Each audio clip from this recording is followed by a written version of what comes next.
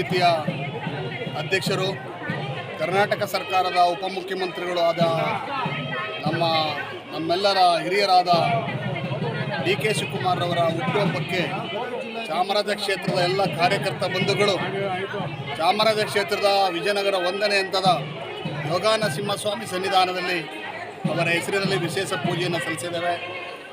ಈ ನಾಡಿನ ಜನಸಾಮಾನ್ಯರ ಸೇವೆ ಮತ್ತು ಕಾಂಗ್ರೆಸ್ ಪಕ್ಷದ ಸೇವೆಯನ್ನು ಅವರು ನಿರಂತರವಾಗಿ ಮಾಡ್ತಿದ್ದಾರೆ. ನಾವೆಲ್ಲರೂ ಕೂಡ ನಾಚುವಂತೆ ಪಕ್ಷದ ಸಂಘಟನೆಯನ್ನು ಅವರು ಮಾಡ್ತಿದ್ದಾರೆ. ಈ ನಾಡಿನ ಮುಖ್ಯಮಂತ್ರಿಗಳಾಗಬೇಕು. ನಮ್ಮ ಸನ್ಮಾನ್ಯ ಮುಖ್ಯಮಂತ್ರಿಗಳು ಸಿದ್ದರಾಮಯ್ಯನವರು ಮತ್ತು ಡಿ ಕೆ ಶಿವಕುಮಾರ್ ಅವರು ಈ ರಾಜ್ಯದ ಜೋಡೆತ್ತುಗಳು.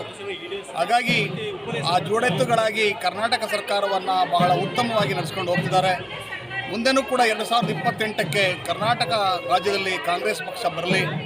ಈ ಬಾರಿ ನಮ್ಮ ಉಪಮುಖ್ಯಮಂತ್ರಿಗಳು ಮುಖ್ಯಮಂತ್ರಿಗಳಾಗಲಿ ಅಂತೇಳಿ ನಾವು ಎಲ್ಲ ಪಕ್ಷದ ಹಿರಿಯರಿಗೆ ನಾವು ಈ ಮನವಿಯನ್ನು ಮಾಡ್ತಿದ್ದೇವೆ.